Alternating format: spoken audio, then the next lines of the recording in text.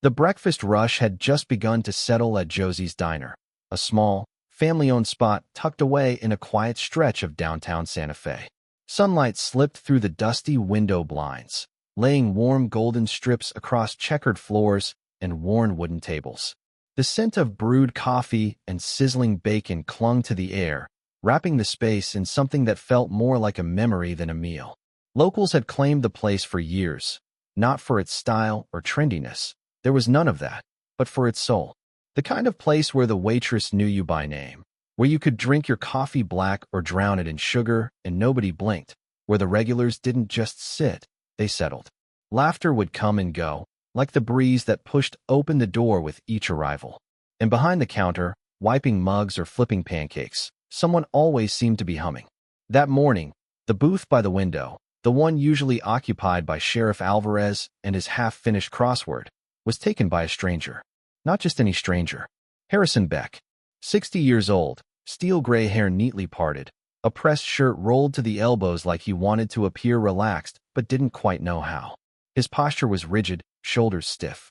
A man who looked like he'd spent most of his life in glass towers with city views and expense reports, now out of place in a world where the loudest thing was a sizzling skillet. Across from him sat a boy, maybe 6, blonde curls in a tumble, too wild to have seen a brush that morning. A blueberry muffin sat untouched in front of him. The child's small hands were wrapped tightly around his torso, his back pressed into the corner of the booth, as if he were trying to become part of the wall. The boy's name was Theo, and he was Harrison's son. Theo didn't speak. He didn't look around. Every sound, laughter, a dropped fork, a plate from the kitchen, made him flinch. His body tensed like a coiled spring. He hadn't even glanced at the muffin, though Harrison had picked it specifically because a nutritionist once mentioned he might respond to soft textures. Theo had been diagnosed with acute anxiety and emotional delay. Words Harrison had paid 5 specialists to explain, but still couldn't grasp. What he knew, deep down, was simple and cruel. His son didn't like to be touched. He couldn't hold eye contact for more than a breath. And in 6 years of life, he had never, not once, hugged his father. Josie's waitress that morning, however, didn't need a diagnosis to notice any of this. Her name was Clara Santiago. She had trained once as a pediatric nurse, but life had redirected her path toward this diner. At 32, with eyes that carried softness but never pity, Clara moved with the kind of calm that made Noise feel embarrassed. She saw Theo, not just the boy, but the boy's silence. She didn't speak to him right away, didn't crouch or coo or make the mistake of getting too close. She met Harrison's eyes with a nod, then looked to Theo and said gently, "Would you like some more milk, sweetheart?" Theo didn't answer, but he looked up, just for a second. That second was everything. Then, without warning, a plate shattered in the kitchen. Ceramic against tile. A burst of sound in a world that had just begun to feel manageable. Theo jolted. His tiny frame recoiled. His hands flew to his ears, and his body began to rock. Rapid, shallow breaths escaped him as his eyes darted around, searching for escape, safety, anything. Harrison froze. His hand hovered, halfway to reaching across the table, unsure if contact would make it better or worse. "Theo," he said, voice low. Then louder. "Theo, it's just a plate. You're okay." But Theo wasn't hearing him. Not really. All around, people quieted. A hush of still forks and suspended conversations. Then Clara moved. She didn't rush, didn't speak. She knelt just a few feet from the boy, far enough to not feel like a threat, close enough to be seen.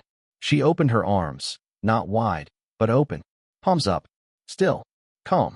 An invitation. Theo stared. And then, slowly, he stood, and he walked into her arms. The diner held its breath. Harrison's hand froze midair. His mouth fell slightly open. In 6 years, not once had he been held by his son. But now, his child curled into the arms of a stranger, face pressed against a simple diner apron. And for the first time, something shifted inside Harrison that had nothing to do with logic or progress or any of the words doctors like to use. It was just awe. The next morning, Clara was wiping down the counter when Harrison returned. Same shirt, same stiffness, but something in the way he walked said this visit wasn't about breakfast. He waited until the crowd thinned, then approached. No assistant, no driver, just a man, alone. "I wanted to thank you," he said. Clara glanced up from the coffee pot. For what? For yesterday, he said. For what you did. Clara offered a quiet smile. He's a sweet boy. Harrison hesitated. He's not like other children. Doctors can't even get near him. But yesterday he hugged you. Clara nodded. Not proud, just knowing. Sometimes, she said, kids can tell when someone's not trying to fix them. Harrison was quiet, then reached into his jacket and pulled out a card. I don't know what you do outside this place, he said. But I'd like to offer you something. Not a job. Not exactly. Just time. With him. Read. Play. Or don't. Just sit. Whatever he needs. She looked at the card but didn't take it right away. I'll pay you, he added, almost apologetically. Clara wasn't thinking about money. She was thinking about how, for the first time, she'd seen a child breathe easier. I'll think about it, she said, and set the card beside the napkin dispenser. As Harrison turned to leave, he paused and reached into his coat again. One more thing, he said. I found this in the car seat. He handed her a small, crumpled paper. It was a drawing. 2 stick figures. Arms outstretched. A red heart between them. Clara looked at it for a long time. Tell him, she whispered, I'd love to come by. Just for a little while. And so she did. She never called it a job. No clipboard. No charts. No therapy plans. Just Clara. A tote bag filled with crayons and stories. A quiet voice. A presence.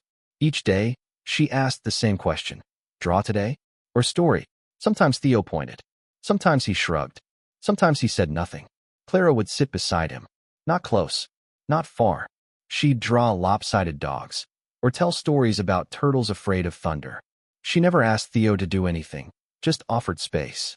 And when his shoulders tensed, she'd say softly, if you feel scared, you can hug me. Or let me hug you. If you want. He didn't. Not at first. But then one afternoon, he did. Then again. And again.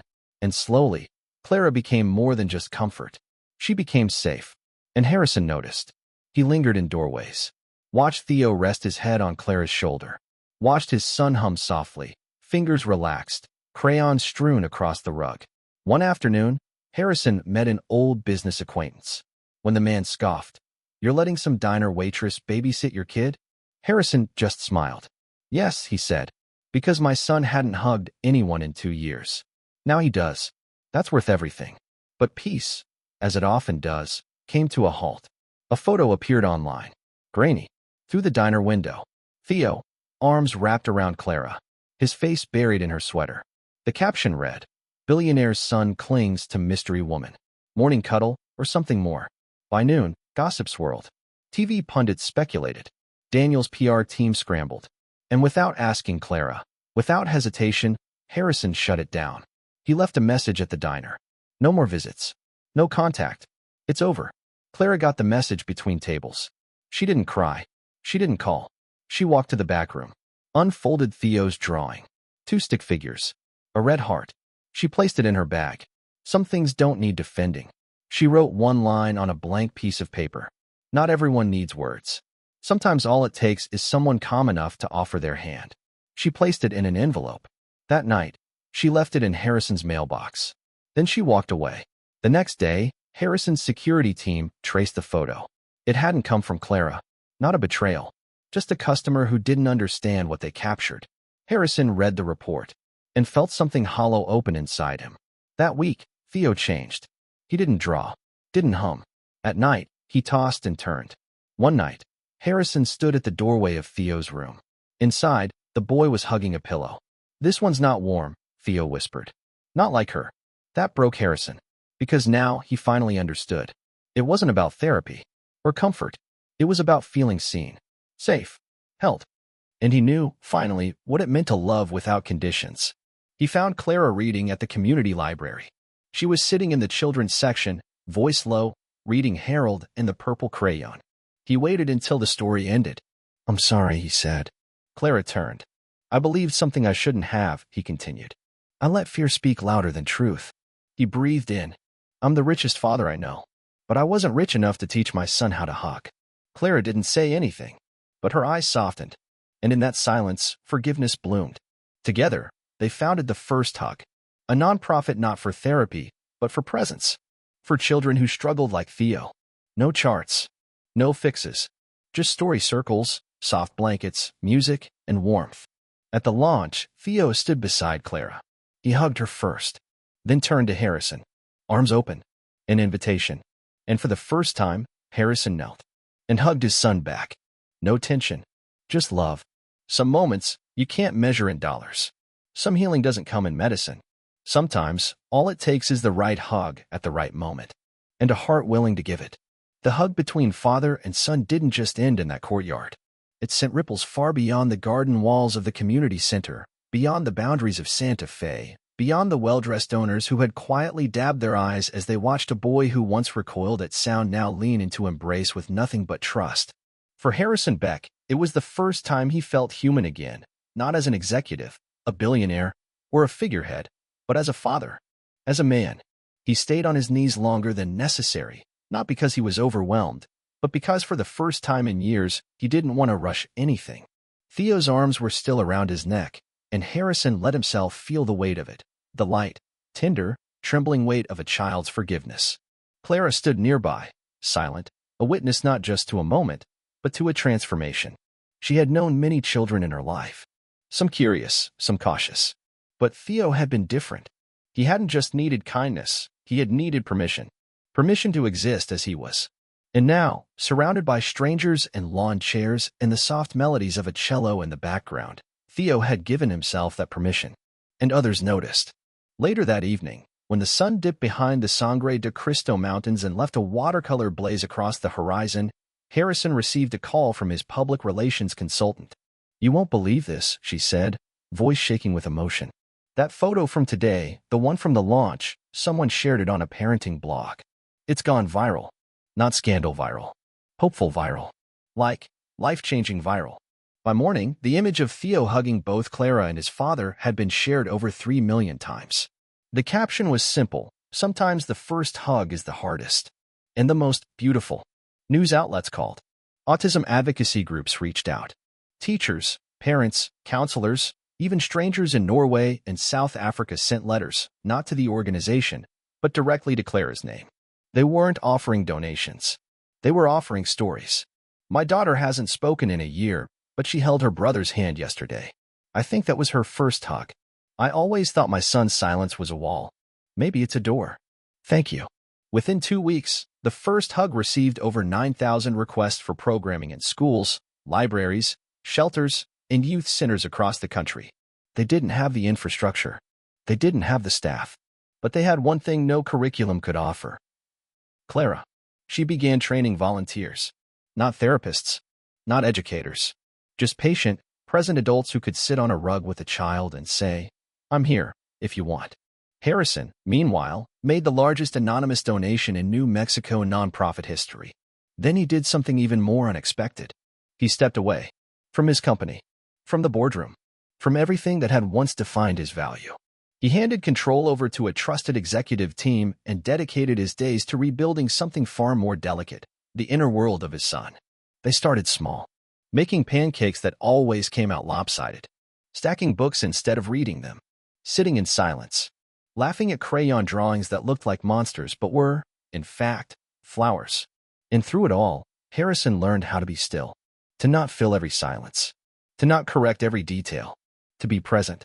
Clara never moved in. Never became part of the Beck household in the way tabloids speculated. She remained who she was: steady, warm, a lighthouse. But one evening, as summer leaned into autumn, Theo did something no one expected. He drew a picture. This time, it wasn't stick figures. It was a house. Inside the house were 3 people. One with curly hair. One tall with silver streaks. One with dark braids and kind eyes. And above the house, he wrote, clumsily but clearly, "Home feels like this." When Harrison saw the picture, he didn't speak. He just placed a hand on Theo's shoulder. The boy didn't flinch. Instead, he smiled. Months passed. The first hug expanded to 9 states. Clara spoke at a symposium at Columbia University, where a psychology professor whispered afterward, "You've reminded us why we got into this work in the first place." Theo enrolled in a specialized creative school, part play-based, part art-focused, where his teachers quickly discovered he had an incredible sense of spatial reasoning, puzzles, patterns, visual storytelling. He wasn't behind. He was just processing life in a different language. One evening, on the anniversary of that very first hug, Clara returned to the courtyard where everything began. No cameras, no guests, just her, Harrison, and Theo. There was a quiet picnic, cold lemonade, a breeze that carried the scent of grass and something else, possibility. As the sky shifted into twilight, Harrison turned to Clara. "I used to think power meant control," he said. Clara glanced at him, eyebrows lifted. "And now?" He smiled. "Now I think real power is knowing how to let go and still be trusted." Theo, who had been quietly sketching with colored pencils, looked up. He crawled into Clara's lap. Didn't say a word. Didn't need to. Clara pressed her chin to his soft hair. And all three of them sat there. No speeches. No future promises. Just a boy, a woman, and a man who had unlearned the noise of the world to finally hear what mattered. Because sometimes, the most profound change doesn't come from what we teach. It comes from what we allow. And in that moment, the boy who had once flinched at every sound, every voice, every accidental brush of skin, simply breathed. Calm. Still. Safe. The richest man in the world finally understood. The hug he thought he gave had actually been the one he received. And in the quiet gold of a Santa Fe evening, they stayed, a small family, stitched not by blood or expectation, but by something far rarer: understanding.